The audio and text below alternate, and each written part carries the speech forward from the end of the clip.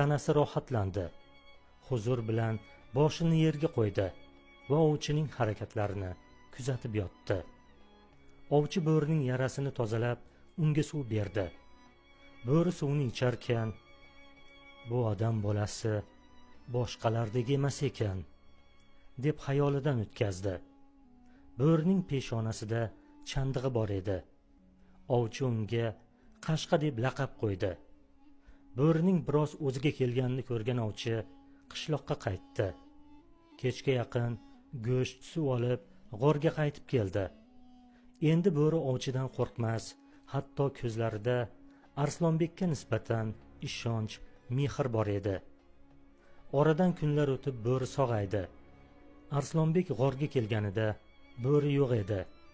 Faqat g'or og'zida izlar qolgandi.